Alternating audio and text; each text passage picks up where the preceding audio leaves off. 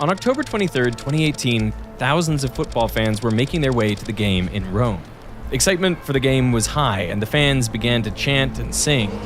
At 7:03 p.m., around 50 people were riding the long escalator down to the platform, but within 30 seconds, the crowd had swelled to nearly double that. Everything seemed fine, but inside the escalator was a problem. The weight of the passengers was bearing down on the steps, and the load on the main motor was increasing. To try to slow the descent, the motor applied a counter-torque, but as the force continued to increase, the stairs began to move faster. By 7:04 p.m., the crowd had tripled. The motor finally reached its limit, and under the massive strain, the drum began to slip. With the motor losing control, the escalator triggered its second line of defense. A safety relay tripped, immediately cutting power to the motor. The main brake clamped down on the metal drum to stop the descent of the stairs. But it failed. The friction on the main drum wasn't enough to stop the motor from spinning, and the stairs continued to accelerate.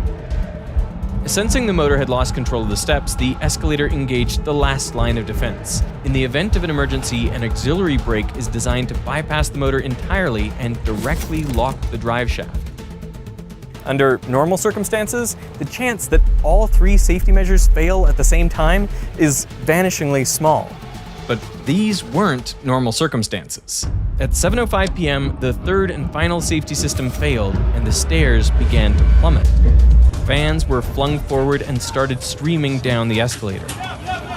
Some leapt over the central barrier in desperation, while others were swept into a crushing pileup. At the bottom, the landing became a dangerous choke point. Under the pressure, the steps twisted and buckled into jagged metal, leaving 24 people injured. Something like this shouldn't have been possible, and experts at the time knew that something had gone wrong, and they started to suspect foul play. In the aftermath, Rome's transit agency sealed off the accident site and closed the Republica station for several months. The authorities ordered both a technical and a criminal investigation, and the mayor even publicly vowed to discover the cause of the accident. So investigators began dismantling the wreck, tearing it down piece by piece to reconstruct what had happened. The ride people experienced on that escalator was one of the most terrifying rides of their lives, but maybe it's more similar to the origin of escalators than you might think. Like, what was the first escalator even used for? Do you want to have a guess? It was an attraction in a theme park all the way back in 1896. It had no steps, a 25-degree incline, and it was essentially just a slow conveyor belt made of metal and wooden parts. It brought people up a full 7 feet before they would have to walk down stairs on the other side. And it was a huge success. Over 75,000 people enjoyed the attraction during its 2-week stay at the Old Iron Pier on Coney Island. The ride was named the Continuous Elevator, and its inventor, Jesse Reno, had created it not just as an attraction, but as a proof of concept, because he saw it as the future of transportation. But as Reno watched people ride his invention, he began to notice a pattern. Nobody walked. Instead, they stood still, feet planted firmly sideways, with people gripping the handrail tightly. 2 years later, the department store Harrods in England installed a similar device. But the ride was so unsettling that Harrods had to put staff at the top to offer brandy to men and smelling salts to women, just to calm their nerves.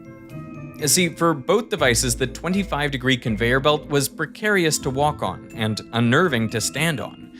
At around 12 degrees, walking on an incline becomes difficult, and 25 degrees is roughly the limit that our ankles can flex.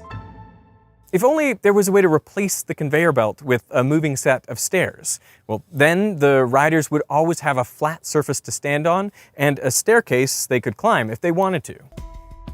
One attempt at a solution had already been around for 4 decades, and it was called the revolving stairs. It consisted of a chain that went around a loop. Then fixed stair-shaped blocks were attached to it, creating a flat surface to stand on during the main incline. But as soon as you'd reach the top, the steps tilted forward, making it treacherous to get off. And a similar problem plagued you at the bottom. Now you might think, if the top and bottom are causing problems, just extend each landing. But that also doesn't work. You just end up with a jagged mess for longer. So how do modern escalators solve this problem? I mean, have you ever stopped to think what happens to the stairs at the top of the escalator when they disappear? Clearly, we have steps going around in some sort of loop, but how do they actually behave on the return journey? What if I give you two options? Do they stay right side up, like the cabins in a Ferris wheel, or do they flip upside down and then flip back again at the other side?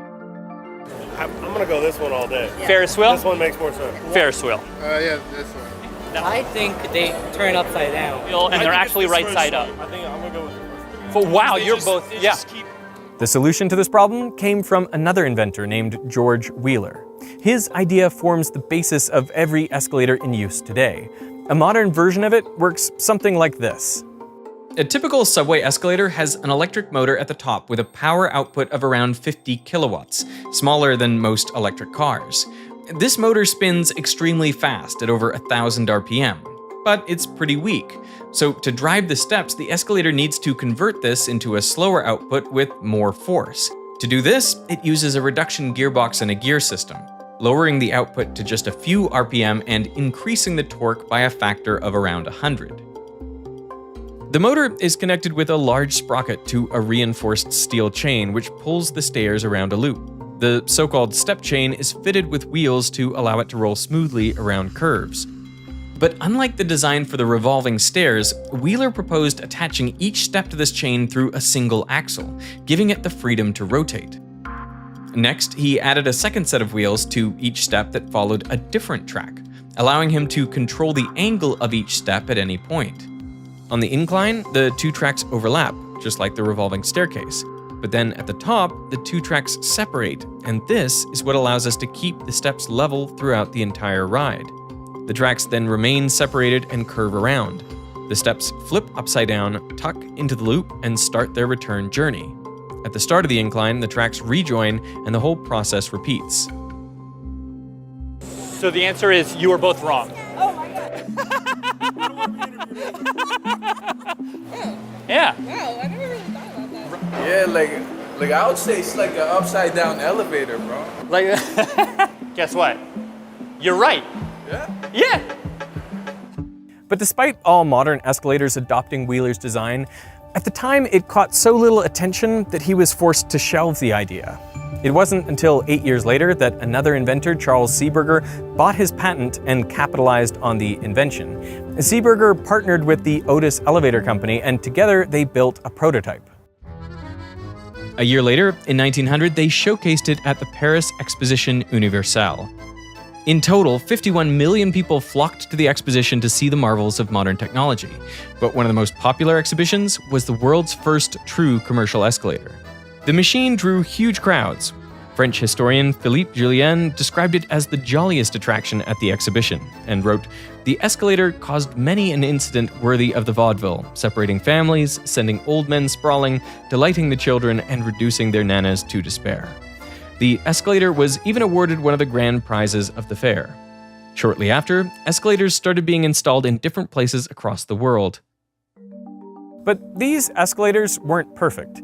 They had smooth, flat stairs, and when they reached the top, these stairs would disappear under a wooden board, leaving a dangerous gap between them.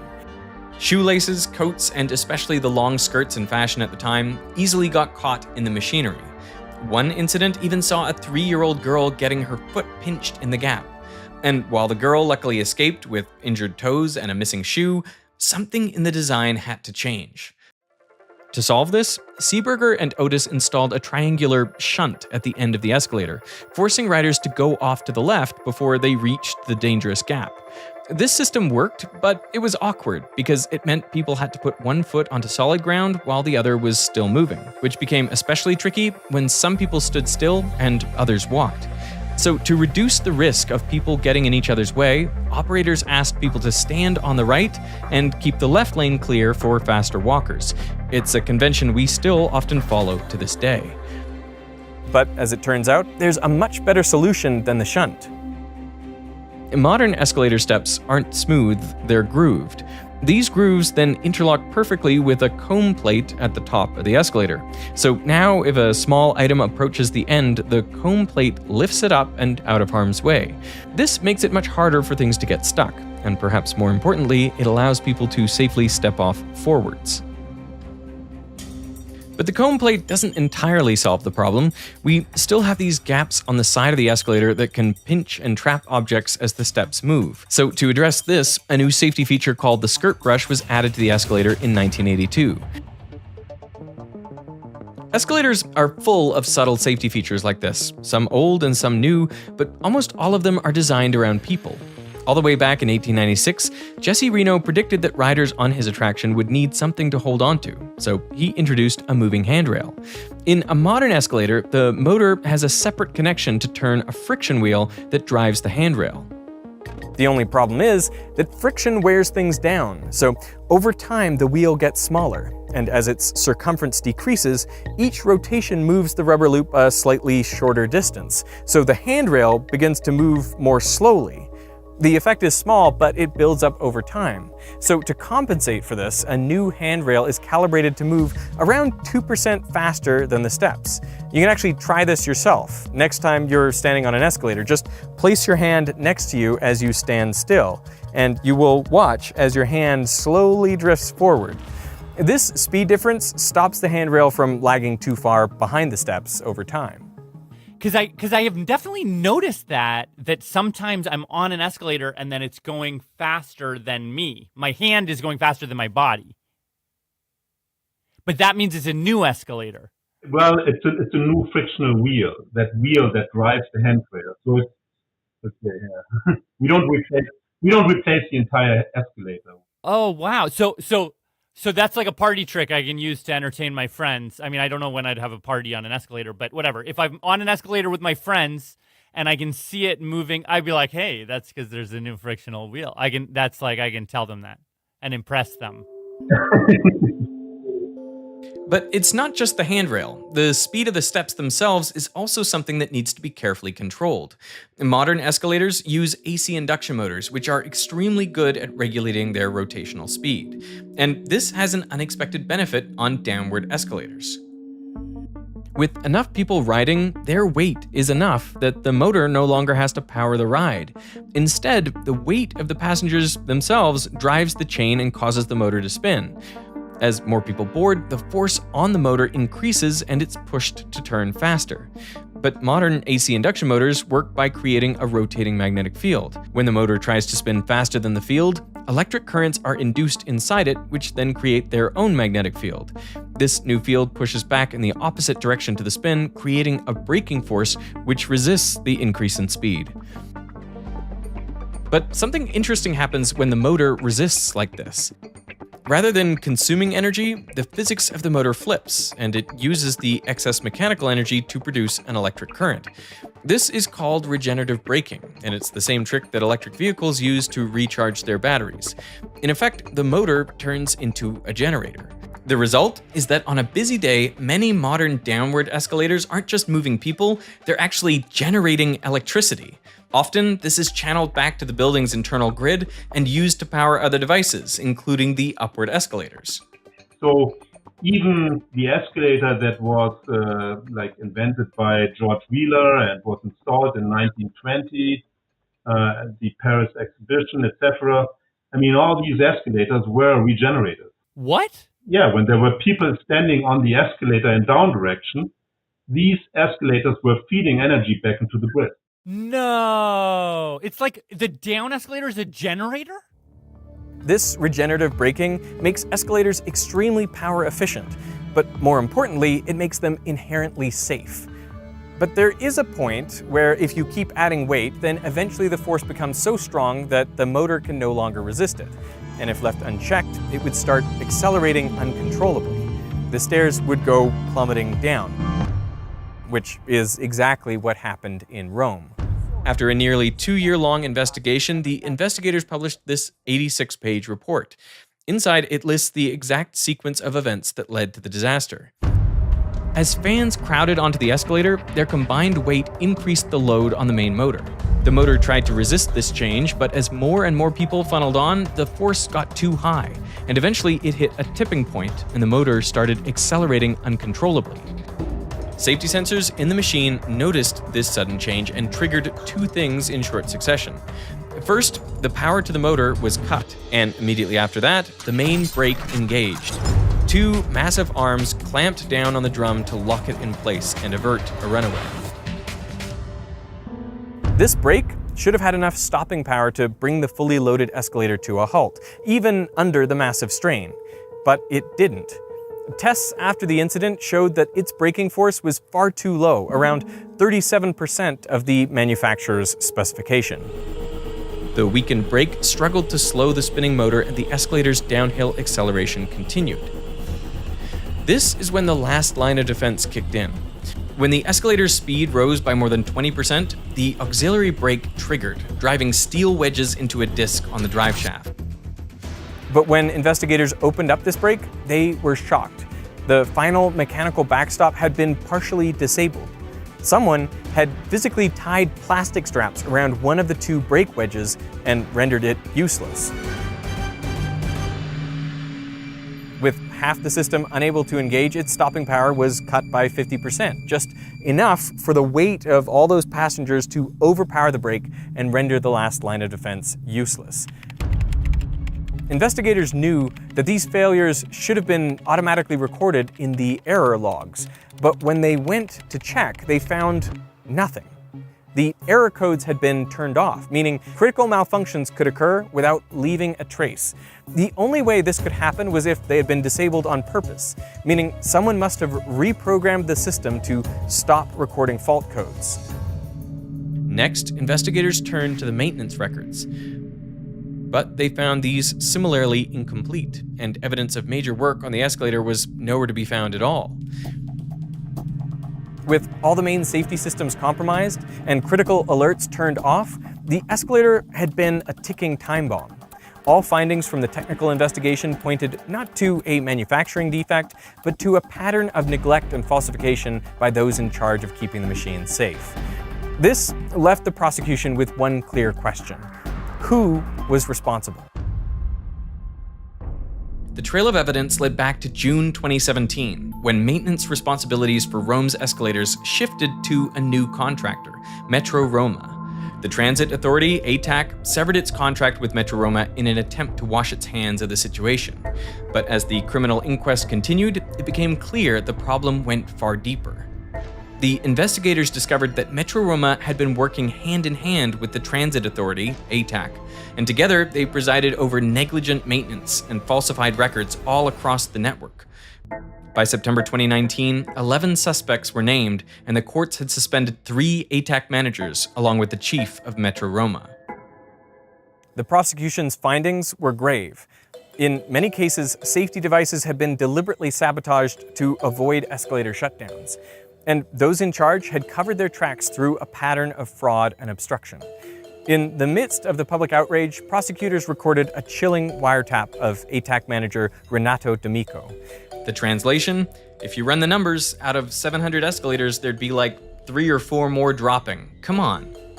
The prosecutors note in their report that D'Amico appeared uninterested in the possibility there might have been people on those 3 or 4 escalators.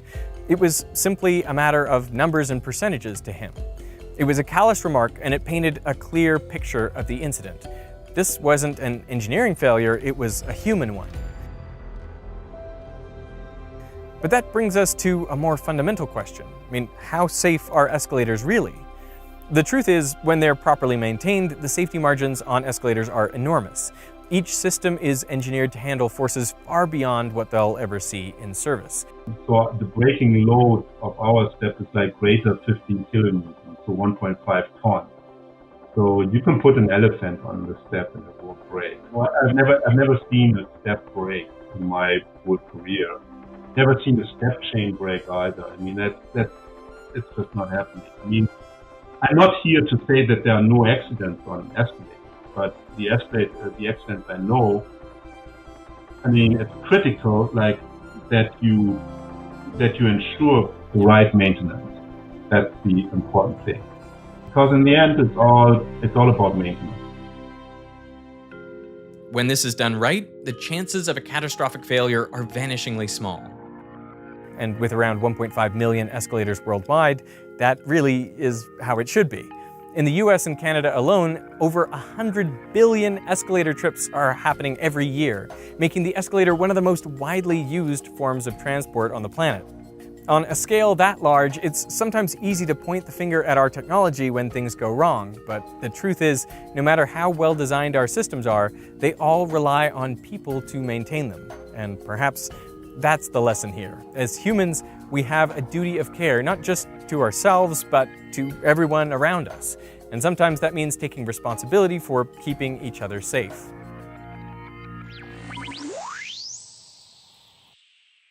In a way, that's how the escalator's story began, with one person deciding to take responsibility for a problem that everyone else ignored. Back when Jesse Reno was at university, every day he had to climb more than 300 steps to get to his frat house. But while everyone else complained about this, Reno did something about it. He had the math, the science, and most importantly, the problem-solving skills to create the world's very first escalator, which he took to Coney Island.